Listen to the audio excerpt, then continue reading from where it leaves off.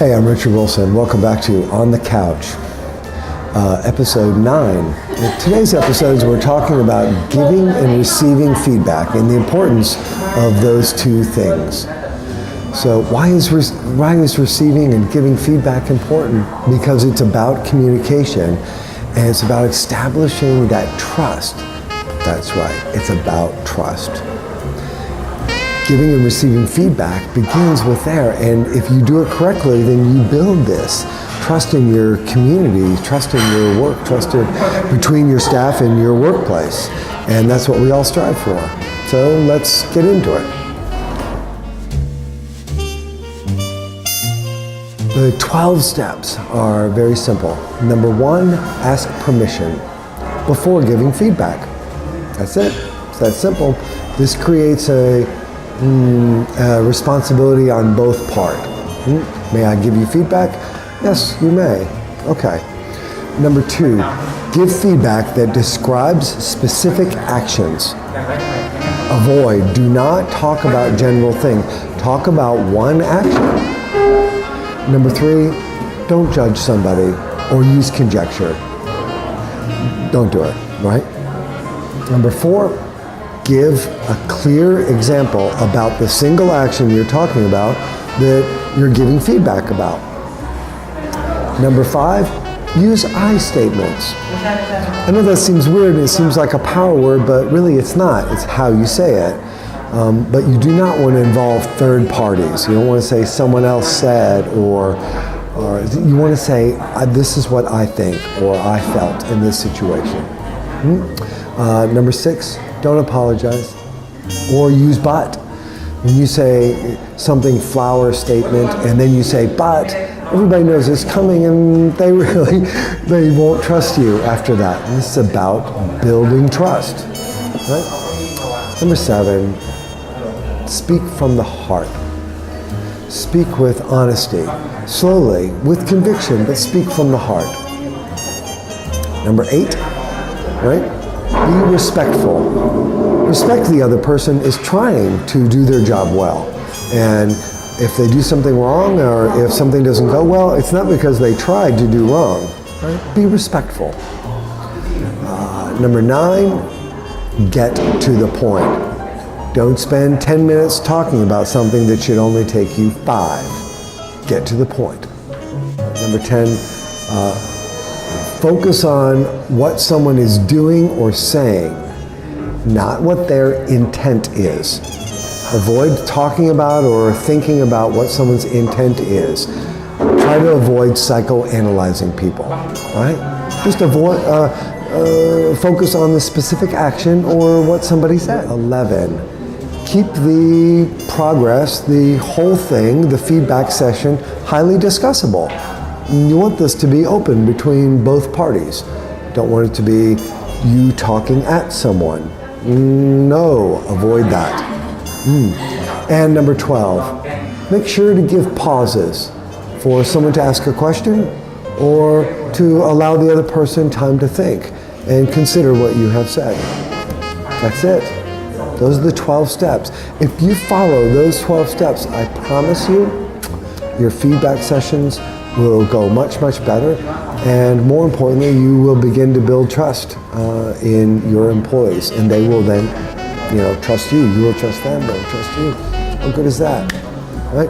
All right, we'll take a quick break and then go on to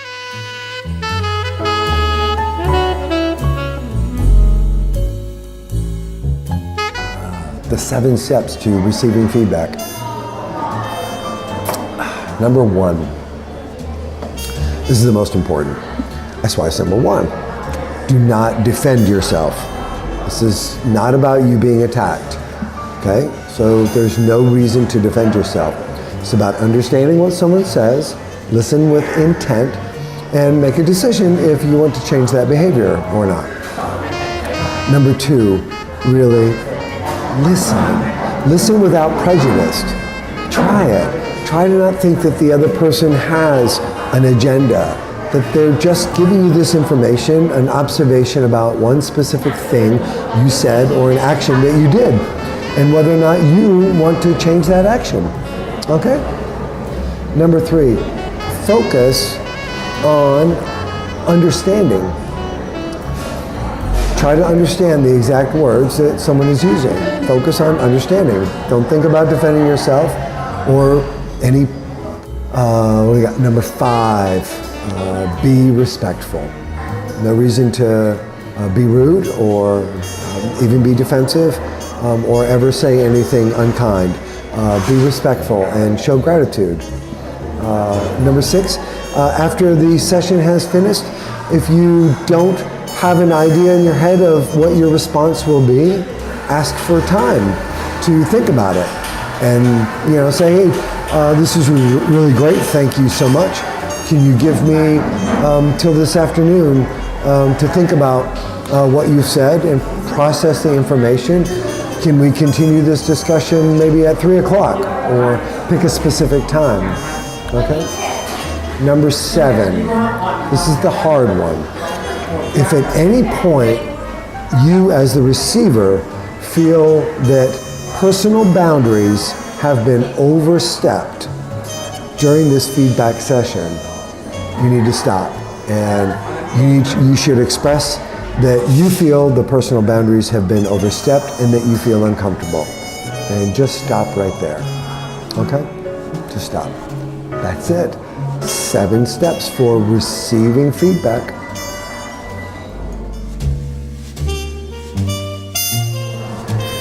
Well, in conclusion, we understand that there's 4 different kinds of feedback. It's not always to evaluate performance. In most cases, that's what it is. And if your feedback sessions are once a year and it's performance evaluation only, I implore you to change that idea. It becomes this, I could paint a picture for you. It's 2 people sitting down. One is in a chair and talking with a clipboard, and the other one is sitting and receiving the information. And that's not really what you want. What you want is an open work environment where feedback sessions are coaching. They're about giving guidance. Or feedback session is to express appreciation when work is done really well or in a timely way, better than you expected. Feedback sessions are when you ask someone, hey, I'm working on this, but I'm not too good. Could you tell me your ideas? Ask for coaching. Okay, those are the 4 ways. Number 1 is to express appreciation. Number 2 is to coach or give guidance. Number 3 is to ask for coaching. And really the 4th, least important kind of feedback is about evaluating performance. That really should come at the end.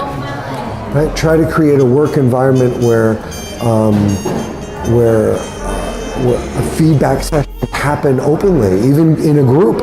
It's much, much better. Have an afternoon coffee session in the office and pair people up in groups and talk about things all together. You'll find that people will find out more about themselves, express themselves more honestly, and not be as afraid. Okay?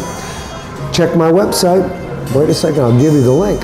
Look me up at thestafftrain.com. You can find the full article on giving and receiving feedback. And the article includes a list of words you can use that are applicable to very specific situations. If you're talking about innovation or if you're things like that. So I give you the words to use when giving coaching sessions or evaluations or sessions about those things. And also I give you specific phrases you can use that'll help you with the wording, right? Remember to get to the point. And, have fun, be honest, follow these steps and you will have much better coaching sessions, not just evaluation performance, right? I'm Richard Wilson, on the couch, here today, working live. See you next time.